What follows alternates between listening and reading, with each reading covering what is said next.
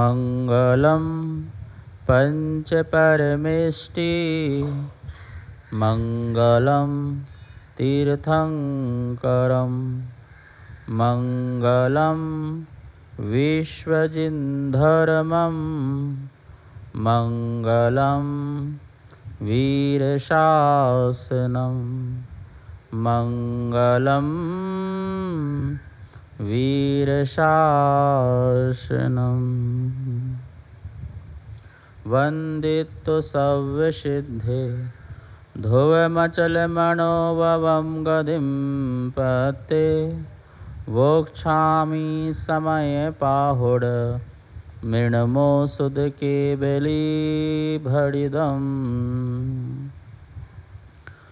समयसार परम मांगलिक ग्रंथ है। आचार्य कुंदकुंदेव द्वारा ये ईसा पूर्व प्रथम शताब्दी में लिखा गया है। इसमें 415 प्राकृत भाषा की गाथाएं हैं।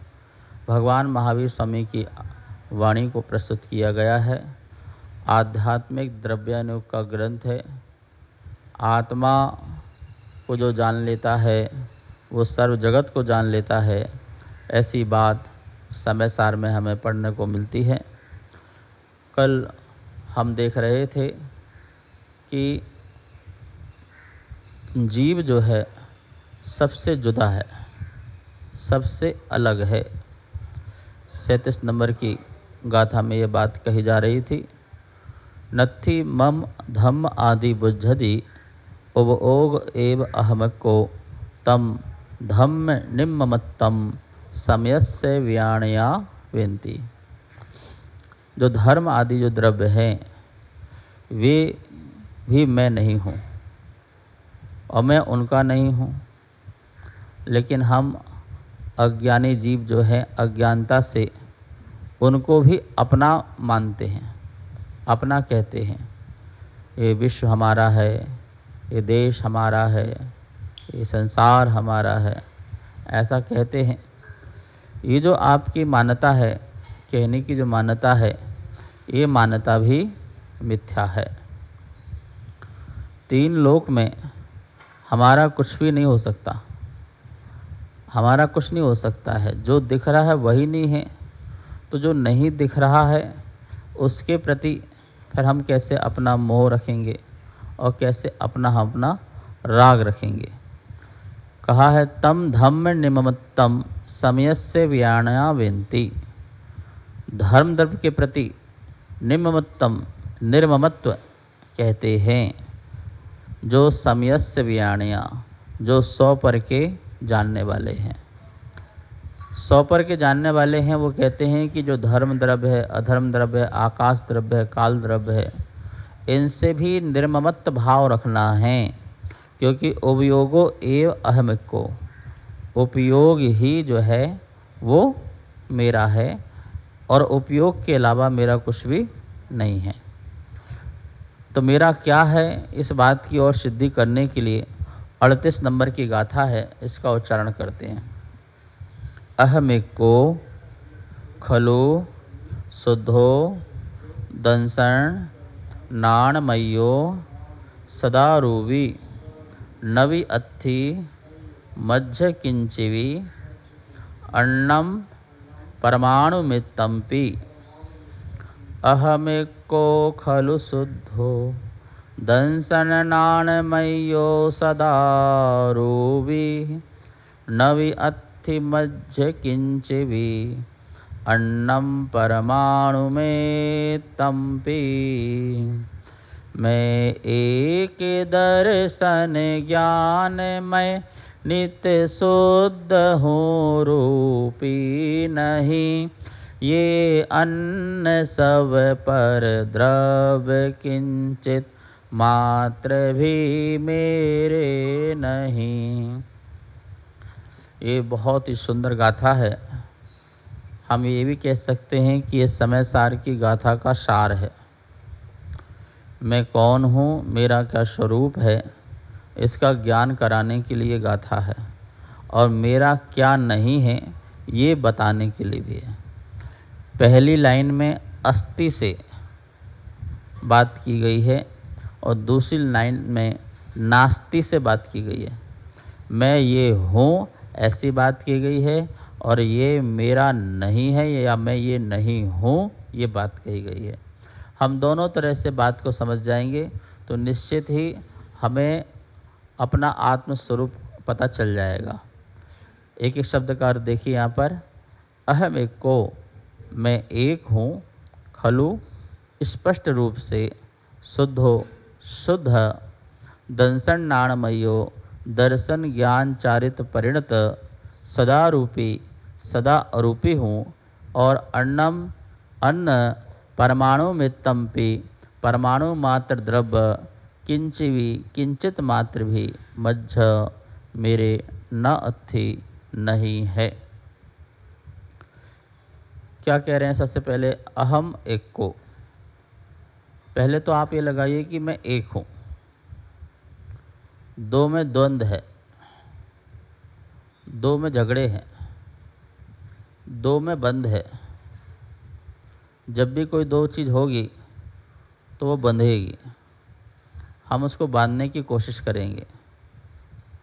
हम अपने को कर्म से बांधें, अपने से शरीर को बांधें, अपने से परिवार को बांधें, परिग्रह से बांधें तो बंद होगा। जब हम ये मानेंगे कि वस्तु मेरी है, पर वस्तु मेरी है, तो नियम से हम उसको बांधेंगे। तो इसलिए सबसे पहले आपको अपने भाव में, परिणति में ये लाना है, अहम एक को, मैं कैसा हूँ? एक हूँ, मैं दो नहीं हूँ। यदि आपकी ये बात मन में आ गई तो नियम से पर से निर्ममत्व भाव आ जाएगा। निर्ममत्व भाव तभी आएगा जब हम अपने आप को एक मानेंगे। यदि मैं शरीर को ही अपना मानता हूँ तो ममत्व भाव आ जाएगा। और आचार्यों ने कहा है कि देह जीव को एक गिने बहिरातम तत्व मुधा है। इसकी भूल कहाँ हुई है? जो जन्म के साथ उसे प्राप्त हुआ है शरीर, पुद्गल पिंड, उसमें इसने यह कल्पना कर ली है कि यह मैं हूँ। ये भूल हो गई है। जबकि जो मुझे प्राप्त वस्तु हुई है वो मैं नहीं हूँ। और ऐसा मानने से उसमें रागांश बढ़ने लगे, मोह का भाव बढ़ने लगा कि यह मैं हूँ, इसमें कुछ क्षति होती है तो मेरी क्षति होती है, यह जीर्ण शीर्ण होता है तो मेरा जीर्ण शीर्ण होता है। जबकि मैं तो चैतन्य घन आत्म स्वरूप आत्मा हूँ, ज्ञायक स्वरूप आत्मा हूँ। मैंने उस चैतन्य को अपना न जान करके जिसको मैंने जन्म से प्राप्त किया है उसमें ही मैंने अपने होने की कल्पना कर ली। और कल्पना क्या कर ली? यथार्थ ही मान लिया कि यह मैं हूँ। अब उससे मैं भिन्न नहीं हो पाता हूँ, उससे मैं अलग नहीं हो पाता हूँ। 24 घंटे जैसे बहिरात्मा अपने शरीर के अलावा और कुछ सोचता नहीं है, उसको सिर्फ शरीर दिखता है। भाई इसको सही रखो, भाई ये सही रहना चाहिए, मैं सही रहना चाहिए। इसको क्या? इसको भी बोलो तो चलो अलग हो जाए, मैं सही रहूं। तो मैं सही रहूं मतलब मैं ठीक रहूं, मैं स्वस्थ रहूं, मैं सही रहूं, मैं अच्छा रहूं, मैं सुंदर रहूं। ये जो मैं करते हैं तो ये अपने शरीर को ही आत्मा मान लेते हैं, इसको ही आत्मा मान लेते हैं। और फिर हमारा सारा का सारा केंद्र बिंदु शरीर बन जाता है। फिर हम सुबह से शाम तक सिर्फ इसके बारे में ही सोचते हैं, इसके बारे में विचारते हैं। जो धूल है, जो मिट्टी है, जो मिट्टी का ही एक रूप है, शरीर को मिट्टी में डाल दो क्या हो जाएगा? कुछ लोग मिट्टी में गाड़ते हैं ना, जब आत्मा निकल जाती है तो शरीर को मिट्टी में गाड़ देते हैं, तो क्या होता है? शरीर पूरा मिट्टी का ही रूप ले लेता है, उसी का ही रूप बन जाता है, क्योंकि वो पुद्गल है, वो जड़ था, वो जड़ रूप बन गया। लेकिन मेरा चेतना जो है जड़ के साथ रहते हुए भी जड़ नहीं बना, वो चेतन ही रहा। तो सबसे पहले हमें इसी बात में स्वीकार करना पड़ेगा, अहम एक को, मैं एक हूँ। जिनको ध्यान करना है वो कहते हैं कि मुझे ध्यान में मन नहीं लगता है, उनको सबसे पहले इसी कॉन्सेप्ट में आना पड़ेगा, अहम एक को, मैं एक हूँ। लोगों को ध्यान क्यों नहीं लगता है? क्योंकि ध्यान सारा शरीर में लगा रहता है, शरीर को व्यवस्थित करने में लगा रहता है, शरीर को संतुलित करने में लगा रहता है। तो वो शरीर संभाले कि अब आत्मा संभाले। कितने सारे ध्यान के केंद्र खुल गए, लोग जाते हैं ध्यान सिखाते हैं। तो कहाँ ध्यान सिखाते हैं? उन्हें ध्यान सिखाना आ ही नहीं सकता है, क्योंकि वो जो सिखाते हैं वो शरीर को साधना सिखाते हैं। शरीर कैसे सधे उसको सिखाते हैं, इसलिए पूरा का पूरा वो शरीर में ध्यान लगवाएंगे। आप अंगूठे का ध्यान कीजिए, अंगूठे से फिर आप पैरों में आइए, घुटने में आइए, जंघे में आइए, हाथ में आइए, सिर में आइए, आँख देखिए, नाक कान देखिए। इस प्रकार से वो आपको पूरे के पूरे कहाँ घुमाएंगे? शरीर की यात्रा कराएंगे, चेतना की यात्रा नहीं कराएंगे, शरीर की यात्रा कराएंगे। बोलते शरीर की यात्रा करो, शरीर हल्का हो जाएगा तो आपको रिलैक्स मिलेगा।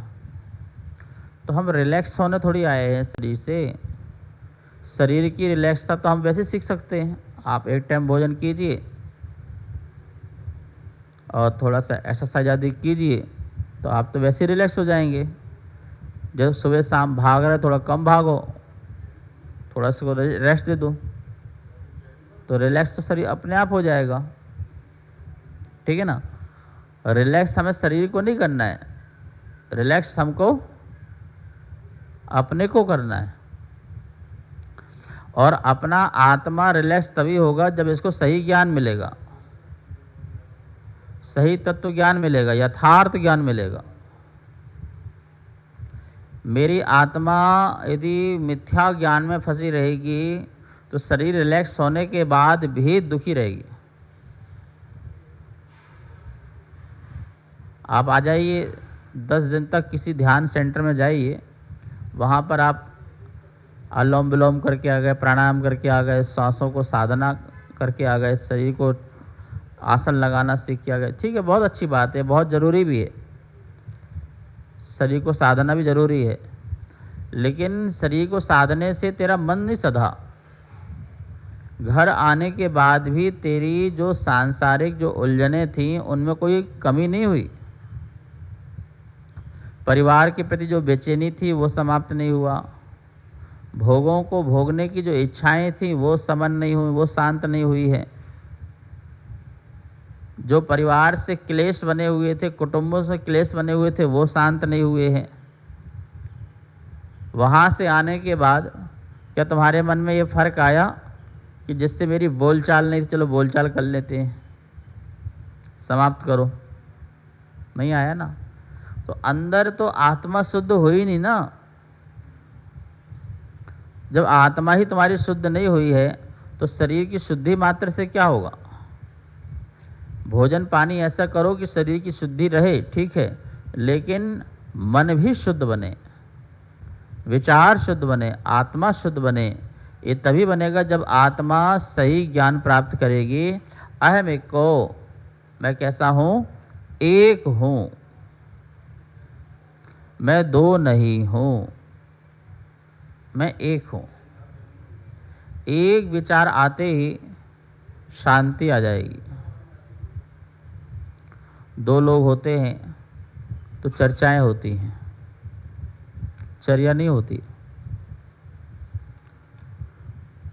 एक होता है तो चर्या होती है, और दो होती है तो चर्चा होती है, और तीन होते हैं तो फिर चलते हैं, चलते हैं, घूमते फिरते हैं। ठीक है? और ऐसे बढ़ाते जाइए संसार को आप। मकड़ी का जाल बनाना बहुत आसान है मकड़ी को, पर उस जाल से बाहर निकलना बहुत कठिन है। हमने तो यही सुना है कि मकड़ी कितना घना जाल बनाती है और अंत में उसी में फंस करके मर जाती है। ऐसे ही हमने राग द्वेष मोह के जाल बनाते हैं और इतना घना जाल बना लेते हैं कि उससे निकल नहीं पाते हैं। सच्चे गुरुओं का सच्चा ज्ञान मिलने के बाद भी हम अपने को नहीं बदल पाते हैं। वही बुद्धि लगी रहती कि नहीं इनका क्या होगा, उनका क्या होगा, इसका क्या होगा, उसका क्या होगा, और ऐसी चिंताओं में हम पर में लगे रहते हैं। अभी तो बहुत लंबी यात्रा है। अभी तो जो परिवार है, जो पर है, उससे मोह तो छोड़ना ही छोड़ना है, लेकिन जो शुभ संबंधी जो विकल्प हैं वो भी पर हैं, उसको भी छोड़ना है, तब अहमिक को आएगा। भगवान भी पर हैं, देव शास्त्र गुरु भी पर हैं, तो लोगों को ये बात जल्दी समझ में आती है, अच्छा भगवान पर हैं तो ठीक है, आप भगवान को छोड़ो, गुरु को छोड़ो, ठीक है ना। जब हम कहते हैं परिवार भी पर है, महाराज जी कैसी बात कर रहे हो, अभी तो घर में रहना है, परिवार के बीच में रहना है, इन्हें हम पर कैसे माने। अरे पर मानो, पर को छोड़ो मत, पर मानो, पर के साथ रहो ना, पर के साथ रहने में कोई दिक्कत नहीं है, पर तो मानो कि पर है। तुम तो भगवान को पर मान के पर भगवान छोड़ देते हो। जिनसे कुछ कल्याण के चांस थे तुम उनको छोड़ देते हो, गुरुओं को छोड़ देते हो जिनसे तुम्हारा कल्याण हो सकता था, बोले ये भी तो पर हैं। ठीक है, बिल्कुल आप सही है। जब मुनिराज शुद्धोपयोग की दशा में जाते हैं उनको यही भान होता है, चारित्र में उनको यही झलकता है। सबसे पहले आप लोग ये समझें, श्रद्धा और चारित्र, श्रद्धा से छूटना और चारित्र से छूटना दोनों अलग अलग हैं। ये पर है ऐसा श्रद्धा से छूटा जाता है तो सम्यक दर्शन होता है, और ये पर है ऐसा चारित्र से छूटता है तो सम्यक चारित्र होता है। ये घड़ी मैं नहीं हूँ, मेरी नहीं है, ऐसी श्रद्धा से छोड़ी है। किससे छोड़ी है? श्रद्धा से छोड़ी है। ये सच बात है, अपना कुछ नहीं है, तो ये मैंने श्रद्धा से छोड़ी है। लेकिन अभी राग से नहीं छोड़ी है, अभी मोह से नहीं छोड़ी है, इसलिए इसकी देख रेख भी करते हैं, इसको संभालते भी हैं, संभाल के रखते भी हैं, क्योंकि इससे भी राग है। और जिस दिन ध्यान में जाएंगे, ध्यान की स्थिति में जाएंगे, तो ये भी छूट जाएगा, तो चारित्र से भी छूट जाएगा। जैसे कहते हैं शास्त्रों में, सम्यक दृष्टि 7 प्रकार के भयों से रहित होता है। होता नहीं होता? सप्त भय विमुक्तो, सम्यक दृष्टि। लेकिन ये बताओ कि भय नाम की संज्ञा कहाँ तक रहती है? स्वामी जी, भय नाम की संज्ञा कहाँ तक रहती है? 7वें गुण स्थान तक भय नाम की संज्ञा है, ठीक है ना। और कसाय में भी देख लो, हास रति रति शोक भय, वो भी भय कहाँ तक जाता है? तो वहाँ भी भय है, और आप कह रहे सम्यक दृष्टि भय से मुक्त है। सम्यक दृष्टि 7 प्रकार के भय से श्रद्धा संबंधी मुक्त है, चारित्र संबंधी मुक्त नहीं है। अभी सामने शेर आ जाएगा सब में दृष्टि भी भागता नजर आएगा, अपने प्राणों की रक्षा करेगा, क्योंकि उसको संयम पालन करना है, साधना करना है, इसलिए वो अपने आप को बचाने की कोशिश करेगा। भय है तभी तो बचा रहा है ना। लेकिन श्रद्धा संबंधी जो भय था कि ये मुझे मार डालेगा, वो भय नहीं है। क्यों? क्योंकि मुझे तो कोई मार ही नहीं सकता है, ऐसी उसको श्रद्धा है। जो मरेगा वो शरीर मरेगा, मेरी आत्मा नहीं मरेगी, ऐसी उसको श्रद्धा थी। लेकिन शरीर को बचाने का जो भय है वो भय अभी है, क्योंकि इस शरीर से मुझे मुनि बनना है, इस शरीर से मुझे अनुवृत्ति महावृत्ति बनकर के अपनी आत्म साधना बढ़ानी है। इसलिए चारित्र संबंधी इसको मोह है, चारित्र संबंधी इसको भय है। और जब यह मुनि बन जाए, साधु बन जाए, और फिर इसके सामने शेर आ जाए तो फिर नहीं भागेंगे। फिर क्या करेंगे? यदि मुनिराज सामायिक में और कोई शेर आके खाने लग जाए, सुकमाल मुनिराजों जैसे, सुकुशल मुनिराज जैसे को सियालनी शेर खाने लग जाए, तो वो फिर अपने को बचाने की नहीं सोचेंगे। क्यों? क्योंकि फिर शरीर से अपने को राग खत्म कर देंगे कि भाई शरीर तो वैसे छूटना था, उपसर्ग से छूट रहा है तो छूट जाए, ये मेरा नहीं है। ऐसा भाव जो है राग का, वो भी क्या करते इससे छोड़ देते। अब उनको चारित्र संबंधी फीलिंग हो रही है अहमिको की, अहमिको की जो फीलिंग है अब वो चारित्र संबंधी हो रही है। मैं एक हूं ऐसा श्रद्धा में आया था, अब मैं एक हूं, अब ऐसा चारित्र में आ रहा है। आ रही बात समझ में? किसी से तुम्हें 1 लाख रुपए लेना है और सामने वाले से बात करी, भाई 1 लाख रुपए मुझे वापस कर दे। वो कह रहा है कि हाँ भाई मैं कर दूँ, चिंता मत करो, कल कर दूंगा। ठीक है ना? तो आपको श्रद्धा हो गई ना कि भाई चलो मेरे को 1 मिल जाएंगे, मेरा कहीं नहीं जा रहा, ये 1 मेरा है, और श्रद्धा भी हो गई कि मुझे मिल जाएगा। लेकिन सच बताओ, आपको श्रद्धा तो हो गई 1 मिल जाएगा, लेकिन आपको 1 लाख की फीलिंग हो रही क्या? अभी अनुभव हो रहा है क्या? मजा आ रहा है क्या? नहीं आ रहा ना। जैसे ही कल तुमको मिलेगा हाथ में, आपकी खुशी के ठिकाने नहीं रहेंगे। आप प्रसन्न हो जाओ, हो जैसा मैंने सोचा था और वैसा ही हो गया। जैसे ही मैंने श्रद्धा की थी भैया ये मेरा मिल जाएगा, और वो श्रद्धा चारित्र में बदल गई, तो उस चारित्र में बदलने के कारण मेरे को क्या हुआ? अनुभव और आनंद आया। वैसे आनंद नहीं आ रहा था।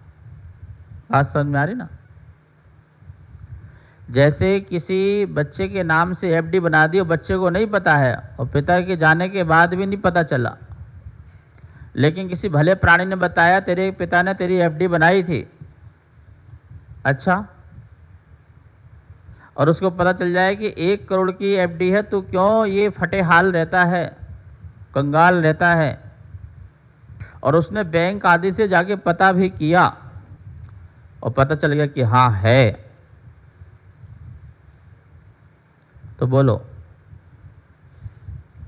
उसको किस खुशी होगी ना? ओहो मैं तो करोड़पति हूं।